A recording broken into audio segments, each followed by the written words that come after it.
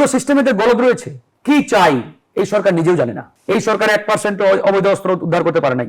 এখন পর্যন্ত কত পার্সেন্ট মাফিয়া সন্ত্রাসীদের তারা গ্রেপ্তার করেছে?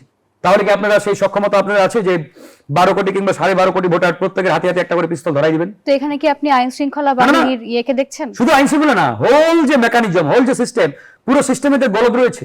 পুরো সিস্টেমেই এদের আসলে আজকে মানে বিশৃঙ্খল একটা অবস্থার মধ্যে। আজকে দেখেন সারা বাংলাদেশে যেখানে আমাদের অবৈধ অস্ত্রগুলো উদ্ধার হওয়ার কথা, এই 1.5 বছরে এই সরকার 1% অবৈধ অস্ত্র উদ্ধার করতে পারে নাই। যেখানে মাফিয়া সন্ত্রাসী এদের গ্রেপ্তার করার কথা, এখন পর্যন্ত কত পার্সেন্ট মাফিয়া সন্ত্রাসীদের তারা গ্রেপ্তার করেছে? হাতে গোনা। বরং এই 1.5 বছরে যে পরিমাণ গ্রেপ্তার করেছিল তার 80% অলরেডি এই 1 বছরে তারা জামিনে বেরিয়ে অলরেডি বহাল তবিয়তে ছড়িয়ে ছিটিয়ে রয়েছে। তারাই হুমকি দিচ্ছে। এই যে উসমান হাদিকে কারা গুলি করেছে? তারাই করেছে। সেই পতিত স্বৈরাচারের দোসর যারা এদেশের ভালো চাই না, এদেশকে একটা বিশৃঙ্খল অবস্থার মধ্যে ফেলতে চাই, তারাই তো গুলি করেছে। তো এদেরকে আপনি বাইরে রাখবেন, এদের হাতে অস্ত্র থাকবে, এদেরকে আপনি বহাল তবিয়তে ঘুরে বেড়ার সুযোগ করে দেবেন, আর আপনি একটা অবাধ সুষ্ঠু নিরপেক্ষ নির্বাচন উপহার দেবেন জনগণকে।